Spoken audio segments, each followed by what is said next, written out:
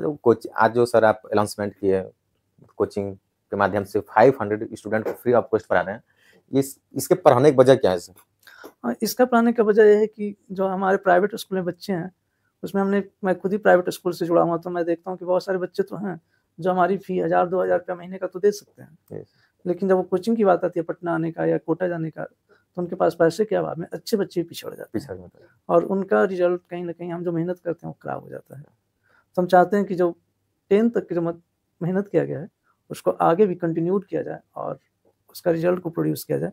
उसके लिए हम लोग पटना में व्यवस्था कर रहे हैं कि 500 बच्चों को जो private school and children welfare association से जुड़े स्कूल्स हैं उनके बच्चों को हम स्कूल के प्रिंसिपल के रिकमेंडेशन से और साथ में प्रिंसिपल डायरेक्टर प्रिंसिपल या डायरेक्टर के रिकमेंडेशन से हम उन बच्चों को फ्री ऑफ कॉस्ट तो पढ़ाएंगे और उसके लिए कोई टेस्ट की रिक्वायरमेंट नहीं है। उनके टीचर्स प्रिंसिपल और डायरेक्टर का रिकमेंडेशन ही सफिशिएंट है। हाँ यस। इनके जो पढ़ाइएगा सर बच्चों को, तो सिर्फ आप कोचिंग फी माफ कर रहे हैं या तो खाना पीना पूरा रूम रेंट व्यवस्था टोटल चीज दे रहे हैं सर? नहीं, खाना पीना का भी हमने उतना अरेंजमेंट नहीं किया है, हमारी संस्था व्यवस्था से कंफर्टेबल नहीं है कि उन सारे खर्चों को बियर कर सके।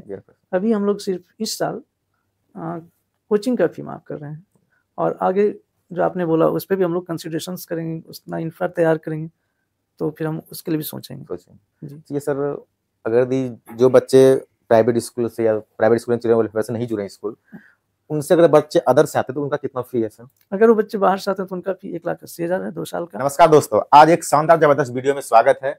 आज हमारे बीच अलवर्ट जी हैं जो कि बिहार को बहुत कुछ देने का प्रयास कर रहे हैं और ऐसे इंसान है, कोई इंसान सरकारी जॉब लेना चाहता है, ऐसे इंसान सरकारी जॉब को त्याग करके आज प्राइवेट स्कूल चला रहे हैं और कोचिंग इंजीनियरिंग कोचिंग चला रहे हैं। एक सोचने वाली बात है कि अगर हमारे ग्रामीण इलाका शहर के इलाके में अगर जॉब हो सरकारी, सोचता है कि गॉड गिफ्ट मिल गया, लेकिन वही इंसान सरकारी जॉब छोड़ दिया। छोड़ने का वजह क्या है हम टाइम नहीं लेंगे, हम अलवर्ट जी का हम वेलकम करते हैं सर। वेलकम है सर हमारे यूट्यूब चैनल पे सर। सबसे पहले सर आप अपना एक छोटा सा इंट्रोडक्शन हमारे सब्सक्राइबर को दीजिए सर। हाँ, मैं बेसिकली नालंदा जिला का रहने वाला हूँ जी जी सर। और वहीं से मैंने 10th और 12th की पढ़ाई की नालंदा जिला से। उसके बाद मैंने इंजीनियरिंग इलेक्ट्रिकल इंजीनियरिंग में IIT-BHU से किया। उसके बाद मैं पहले तो सीमेंस कंपनी में था, उसके बाद मैं बिहार गवर्नमेंट में असिस्टेंट प्रोफेसर के पद पे इलेक्ट्रिकल इंजीनियरिंग डिपार्टमेंट में कार्यरत रहा। पर मुझे कुछ अलग करना था जिसके कारण समाज को कुछ देना था, तो गवर्नमेंट जॉब से मैंने रिजिग्नेशन देकर और प्राइवेट सेक्टर में स्कूल्स और कोचिंग इंडस्ट्री की तरफ बढ़ा। और एक ऐसा क्षेत्र है जहाँ मैं वीकर सेक्शंस के लिए भी काम कर सकता हूँ, ताकि इंजीनियरिंग के क्षेत्र में उस समय या मेडिकल के क्षेत्र में बच्चों को तैयारी करने के लिए गवर्नमेंट की तरफ से सुविधाएं नहीं थी। और मैं चाहता था कि गांव सुदूर देहात के बच्चे जिनको सुविधा नहीं मिल पा रही है उन्हें मैं शिक्षित कर सकूं।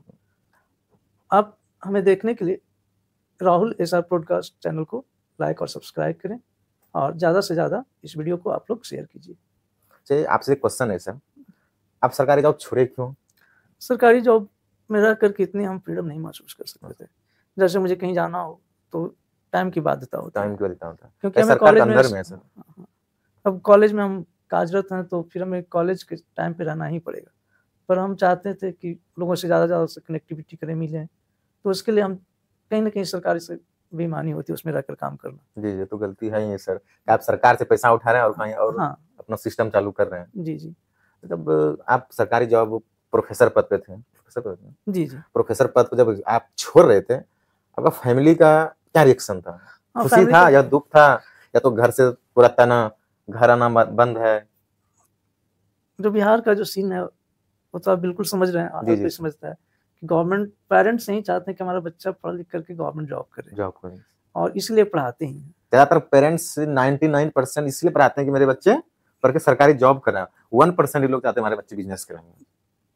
वो बिजनेस करें वो चाहते हैं, मजबूरी में करवाते हैं। अगर उनका बस चले तो बिजनेस छुड़वा करके गवर्नमेंट जॉब करवाएं। जी सर। तो बिहार की एक अलग मानसिकता है, यहाँ पे एक अलग थिंकिंग है जो अलग स्टेट से भिन्न है, क्योंकि यहाँ डेमोग्राफी अलग है, यहाँ का जो हमारा सोशल नेटवर्क है उसकी एक अलग पहचान है। तो हमारे पेरेंट्स भी वैसे ही हैं, वो भी चाहते थे कि मैं दुखी तो थे, बिल्कुल दुखी थे और दुख बहुत ज्यादा था। आप तो दुख नहीं थे सर? पेरेंट्स दुख का चलिए अलग बात है, आप तो कुछ सोच समझ के रिजन दिए होंगे सर। हाँ, मैंने तो सोचा ही था, क्योंकि बिना सोचे तो रेजिग्नेशन देना संभव नहीं था। क्या कहीं पछतावा हुआ सर जॉब का, छोड़ दिए प्रोफेसर जी? नहीं, कभी नहीं? कभी नहीं। अच्छा, जिस समय सर आपका जॉब था, मैरिज लाइफ थे या तो नहीं। शादी जो किए हैं सर, नौकरी होने के बाद किए हैं? शादी तो अभी 2 साल पहले हुई है, और जॉब छोड़े हुए मुझे लगभग 8 साल हो गए। तो मतलब जॉब छोड़ने के बाद अब तो शादी की है। हाँ, हाँ। नहीं तो उसमें तो दिक्कत होता है, किसी का जो पेरेंट्स होता है जॉब देख के सबसे शादी करवाता है, और छोड़ देते तो और दिक्कत होता है। हाँ, वो मुश्किल तो है। मुश्किल का घर ही सोचिए कि एक फांसी की तरह हो जाता है सर उस समय, क्या सर? हाँ, हाँ। ये मानते हैं कि नहीं? वो हमेशा रहता है। अच्छा चलिए हटाइए इस बात को सर, ये बताइए सर, जिसमें आप प्राइवेट जॉब सरकारी जॉब कर रहे थे, आपका विद्यालय पहले से चल रहा था कि जॉब में गए, जॉब भी किए, इसके बाद स्कूल चला रहे हैं, एक साथ दोनों कर रहे थे? एक्चुअली मेरी जो मेरी नौकरी लगी थी, मेरे गाँव में लगी थी। जी सर। और गाँव में लगी उसी समय मैंने विद्यालय स्टार्ट किया। दोनों कम एक साथ? दोनों साथ-साथ हुई। पहले जॉब सरकारी, इसके बाद? पहले जॉब, उसके बाद विद्यालय। कितने दिन के बाद सर? साल, 2 साल, 5 साल? 2 साल नहीं, जस्ट स्टार्ट किया। जस्ट मतलब दोनों एक साथ? दोनों एक ही साथ स्टार्ट हुआ। क्या उसमें कि फाइनेंशियल मनी का भी मैनेजमेंट सही हो गया? हाँ, पैसे की उतनी दिक्कत नहीं थी, फाइनेंशियली दिक्कत नहीं रहा, तो पैसे का प्रॉब्लम नहीं था, तो इंफ्रास्ट्रक्चर बनाने में मुझे टाइम नहीं लगा। नहीं लगा। पैतृक संपत्ति थी, उसका हमने यूज किया विद्यालय बनाने में।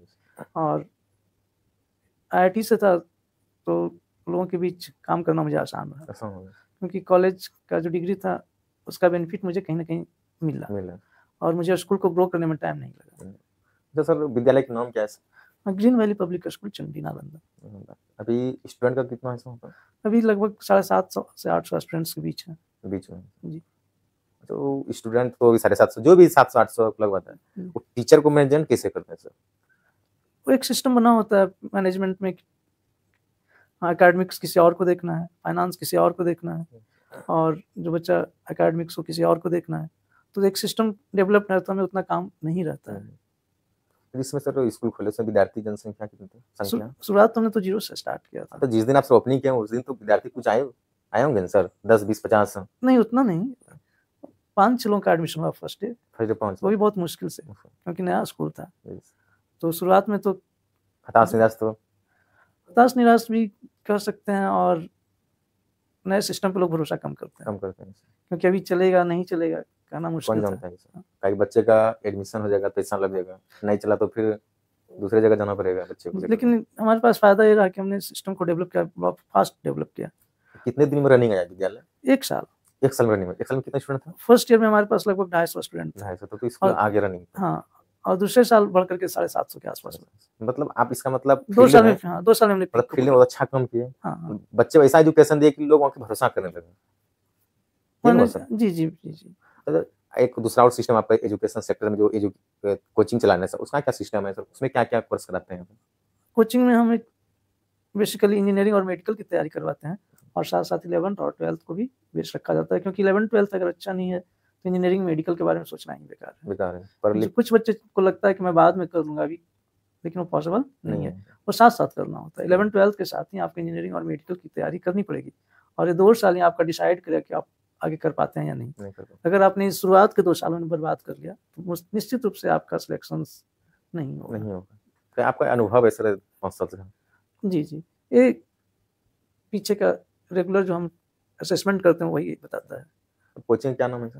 हमारा coaching team excellent career institute के नाम से चल रहा है, पटना में बाजार समिति एरिया में है, कंकरबाग एरिया, 2 जगह पे अभी वर्किंग है, और तीसरा इस बार हम लोग शायद राजा बाजार में भी वर्किंग हो जाएगा। दूसरा ब्रांच खोल रहे हैं? हाँ, थर्ड सेंटर, थर्ड ब्रांच है जी। कोचिंग आज जो सर आप अनाउंसमेंट किए कोचिंग के माध्यम से 500 स्टूडेंट को फ्री ऑफ कॉस्ट पढ़ा रहे हैं, इसके पढ़ाने की वजह क्या है सर? इसका पढ़ाने का वजह यह है कि जो हमारे प्राइवेट स्कूल में बच्चे हैं उसमें मैं खुद ही प्राइवेट स्कूल से जुड़ा हुआ, तो मैं देखता हूँ कि बहुत सारे बच्चे तो हैं जो हमारी फी 1000-2000 रुपया महीने का तो दे सकते हैं, लेकिन जब वो कोचिंग की बात आती है पटना आने का या कोटा जाने का, तो उनके पास पैसे के अभाव में अच्छे बच्चे पिछड़ जाते हैं, और उनका रिजल्ट कहीं ना कहीं हम जो मेहनत करते हैं वो खराब हो जाता है। तो हम चाहते हैं कि जो 10th तक की जो मेहनत किया गया है उसको आगे भी कंटिन्यूड किया जाए और उसका रिजल्ट को प्रोड्यूस किया जाए। उसके लिए हम लोग पटना में व्यवस्था कर रहे हैं कि 500 बच्चों को जो private school and children welfare association से जुड़े स्कूल्स हैं, उनके बच्चों को हम स्कूल के प्रिंसिपल के रिकमेंडेशन से, और साथ में प्रिंसिपल डायरेक्टर रिकमेंडेशन, हाँ प्रिंसिपल या डायरेक्टर के रिकमेंडेशन से हम उन बच्चों को फ्री ऑफ कॉस्ट तो पढ़ाएंगे ही, और उसके लिए कोई टेस्ट की रिक्वायरमेंट नहीं है। उनके टीचर्स प्रिंसिपल और डायरेक्टर का मोहर रिकमेंडेशन ही सही चाहिए तो। सफिशिएंट है। हाँ, यस। इनके जो पढ़ाइएगा सर बच्चों को, तो सिर्फ आप कोचिंग फी माफ कर रहे हैं या तो खाना पीना पूरा रूम रेंट व्यवस्था टोटल चीज दे रहे हैं सर? नहीं, खाना पीना का भी हमने उतना अरेंजमेंट नहीं किया है, हमारी संस्था भी उस तरह से कंफर्टेबल नहीं है कि उन सारे खर्चों को बियर कर सके।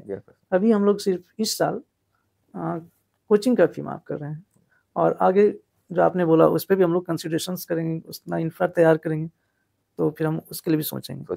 जी सर, अगर जो बच्चे प्राइवेट स्कूल से या प्राइवेट स्कूल से नहीं जुड़े स्कूल, उनसे अगर बच्चे अदर से आते तो उनका कितना फी है सर? अगर वो बच्चे बाहर से आते हैं तो उनका फी 1,80,000 है 2 साल का, और टेस्ट के आधार पे उनको कुछ परसेंटेज छूट भी मिलता रहा है। 20% जो भी मिले। जी। अगर माना जाए सर 1,80,000 बच्चे के लिए 2 साल में फ्री ऑफ कॉस्ट पढ़ा रहे हैं, तो कम काबिलिय तारीफ नहीं सर, जितना हम बोल रहे हैं उतना ही कम पड़ जाएंगे। ये सोच कैसे आया सर कि बच्चे को फ्री पढ़ाएंगे? हाँ, बेसिकली मैं तो यही देखा कि हमें भी कहीं ना कहीं से सपोर्ट मिला था, जिसके कारण मैं वहाँ तक पहुँच पाया। हमें पैसे का अभाव रहा, लेकिन किसी का सपोर्ट रहा जिसके कारण मैं वहाँ पहुँचा। अगर वो सपोर्ट नहीं मिलता तो शायद मैं भी वहाँ तक नहीं पहुँच पाता। और मैं जुड़ा हुआ हूँ स्कूल से, तो स्कूल वैसे बच्चों को देखता हूँ जो 10th तक तो काफ़ी अच्छे थे, लेकिन उनको फाइनेंशियल सपोर्ट नहीं मिला या फिर वैसा माहौल नहीं मिला जिसके कारण वो पिछड़ गए। और वैसे बच्चे जिनको सपोर्ट अच्छे नहीं थे लेकिन उनको सपोर्ट मिला तो अच्छे कर गए। तो हम चाहते हैं कि जो अच्छे बच्चे हैं विकर सेक्शंस में भी हैं, तो उन्हें मुख्य धारा में जोड़कर IIT और मेडिकल कॉलेज तक आसानी से पहुंचा सकें। सर आप ये बताइए सर, आज हम लोग यहाँ अगर आए हैं सर, इस फंक्शन जो प्रोग्राम हुआ सर, इनसे आप जो स्कूल नहीं आए हैं उनके लिए आप क्या कहना चाहते हैं? जो स्कूल आए उनके लिए क्या कहना चाहते हैं सर? जो स्कूल नहीं आए सबसे पहले तो उनके लिए हम यही कहेंगे कि उन्होंने एक बड़ा अपॉर्चुनिटी खो दिया, जो इतना बड़ा लोगों से मौका था कि लोगों से मिलें, एक्सप्लोर करें, नए नई चीज़ों को सीखें, वो मिस कर जाते हैं। और यहाँ आने के बाद एक तो नेटवर्क बड़ा होता है, जी, एक दूसरे से परिचय हो जाता है, दूसरे से परिचय भी होता है, और नए जो सरकारी योजनाएं हैं उनके बारे में भी कुछ ना कुछ बातें होती रहती है, और जो दिक्कतें हैं उस पर भी चर्चा होती रहती है, और इन दिक्कतों को कैसे सामना करेंगे, आगे बढ़ेंगे, इस पर चर्चा होती है। इससे अछूता रह जाते हैं। और जो आए हैं उनके लिए है कि उन्होंने देखा एक्सप्लोर किया और नए नई चीज़ें सीखें, और जो आज ही अनाउंसमेंट हुआ उससे भी कम से कम अवगत हुए। जो नहीं आए फायदा भी उठाएंगे। हाँ, फायदा भी उठाएंगे। जो नहीं आए हैं शायद उनको पता ही नहीं रहे, फिर वो कहेंगे कि हमें पता ही नहीं था। ना, वो वीडियो के माध्यम से जान जाएंगे सर आप। हाँ, इसलिए तो हमें ये वीडियो करना पड़ रहा है ताकि वो लोगों को जानकारी मिले, इस योजना के बारे में लोगों को जानकारी मिले। तो जो बच्चे सर फ्री होंगे एडमिशन के लिए आपके कोचिंग में, उनका क्या क्या डॉक्यूमेंट लेकर आना पड़ेगा सर? डॉक्यूमेंट्स में ज़्यादा नहीं, उनको 10th का एडमिट कार्ड, स्कूल से रिकमेंडेशन लेटर, स्कूल का प्रिंसिपल का मोहर, और क्योंकि इन बच्चों को फ्री पढ़ाया जाए वो लिखा होना चाहिए एक लेटर पैड पे और स्टाम्प के साथ। और हमें जो बच्चे आएंगे उन्हें हम रिपोर्ट करेंगे, जो हमारा private school and children welfare association head office है, हाँ हेड ऑफिस में उसको लेटर्स को हम भेजेंगे, वहाँ सर्टिफाइड करवा के डायरेक्ट एडमिशन हो जाएगा। उनका रजिस्ट्रेशन फी कुछ नहीं है? जीरो रजिस्ट्रेशन फी जीरो है। हाँ, उन बच्चों को जो पास वक्त रहे हैं उनका रजिस्ट्रेशन फी जीरो है। सर आप ये बताइए सर, इतने उम्र में सर आप स्कूल चला रहे हैं, कोचिंग चला रहे हैं, आप एक स्कूल डायरेक्टर को क्या करना चाहते हैं? स्कूल के क्षेत्र में आप भी हैं सर और स्कूल डायरेक्टर चला रहे हैं, उनके लिए कुछ मोटिवेट बात आप बताइए सर, जो कि कुछ उनसे आपके जुबानी सीख करके अपना विद्यालय में कुछ अलग ढंग से पढ़ाने की कोशिश करें, अलग व्यवस्था दे बच्चों को। सबसे पहले तो यही कहें कि सबसे पहले हमें टेक्निकली इम्प्रूव होना पड़ेगा, ज़्यादा टेक्निकली इम्प्रूव होना, क्योंकि आज टेक्नोलॉजी का जमाना है, तो बच्चे भी टेक्नोलॉजी का बहुत फास्ट सीख रहे हैं, अडॉप्ट कर रहे हैं। तो हमारे जो टीचर्स हैं उनको भी टेक्निकली इनहैंस होना पड़ेगा, साथ ही साथ इंफ्रास्ट्रक्चर डेवलपमेंट करना पड़ेगा। अगर इंफ्रा नहीं है तो फिर टेक्नोलॉजी को हम यूज नहीं कर पाएंगे। तो ये भी है। तो ये तो दो मेन चीज़ें हैं, अगर इन दोनों को सही किया तो डिसिप्लिन तो अपने आप डेवलप होता चला जाता है और बाकी तो फिर कंटिन्यूड हो जाता है। अच्छा ये बताइए सर, जब विद्यालय चलाते हैं सर आप लोग, तो अर्बन एरिया में है, जो रूरल एरिया में उनको फी आने का बहुत दिक्कत है, क्या अर्बन एरिया में ऐसा है सर? देखिए रूरल एरिया में दिक्कत होता है क्योंकि ज़्यादातर लोग जान पहचान के होते हैं, तो उन्हें आप ये नहीं कर सकते कि आप पैसा नहीं देंगे तो आप बच्चे को मत भेजिए। तो एक बड़ा समस्या है जो ग्रामीण क्षेत्र की है। अर्बन क्षेत्र में, लेकिन अर्बन क्षेत्र में लोग अनजान होते हैं, स्कूल कौन चला रहा है पता ही नहीं होता। नहीं होता। फी कलेक्शन करने वाला कोई और होता है और पढ़ रहे बच्चे हैं, उनके पेरेंट्स से कोई इंटरेक्शन नहीं होता है, तो फी कलेक्शन में उतनी ज़्यादा दिक्कतें नहीं होती है। और ये भी बात है, शहर के क्षेत्र में बिजनेसमैन है, जॉब पर्सन है, उनका एक क्या कहते हैं मनी मैनेजमेंट ठीक है, ये भी हो सकता है सर। और आप देहात की बात किया जाए तो ग्रामीण इलाका में ज़्यादातर लोग किसान हैं, ज़्यादातर के लोग, तो उनका ये है कि जब रोपने का टाइम आया तो उसका पैसा वहाँ खत्म हो जाता है, फिर कटाई समय अलग हो जाता है। उन लोग को एक ही बार अगहन जैसे हम लोग बोलते हैं, धान जब कट जाता है तब पैसा देता है। हाँ, ये भी दिक्कत है सर। ऐसा नहीं, उनकी माइंडसेट है। हमने तो ऐसा देखा है कि हम तो बता रहे हैं कि गाँव में भी स्कूल चलाते हैं और शहर में भी कोचिंग चलाते हैं।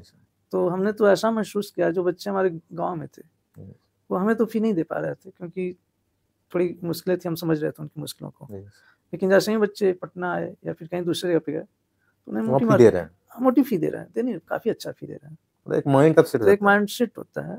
और कुछ पेरेंट्स का मनी मैनेजमेंट भी गड़बड़ जाता है। मनी मैनेजमेंट और लोगों का अपना थिंकिंग है। हाँ, तो हम आपको यही कहें कि टीम एक्सीलेंट कैरियर इंस्टीट्यूट एक ऐसी संस्था है जो बच्चों के सिलेक्शंस के लिए काम कर रही है, ताकि जो ग्रामीण क्षेत्र से बच्चे हैं जो नहीं कर पा रहे हैं, उनको आसानी से हम लोग मेंटोरिंग करके, जो उनको गाइडलाइंस चाहिए उस पर काम करके उनको हम सिलेक्शन के लिए कटिबद्ध हैं। आज का हमारे पॉडकास्ट मेरा अलबर्ट जी का एक अच्छी मित्रता के कारण से और दोनों का संघर्ष एक ही लाइन में है। आज हम लोग का पॉडकास्ट बहुत शानदार रहा। आप लोग ज़्यादातर लोगों को पास वीडियो को शेयर करें, काहे कि लोगों को ये जो 500 स्टूडेंट का फायदा, हर प्राइवेट स्कूल, जितने भी प्राइवेट स्कूल एंड चैनल पर जुड़े हुए हैं, सभी चाहेंगे सर के पास बच्चा 500 जरूर पूरा दें। Thank you. जय हिंद, जय भारत।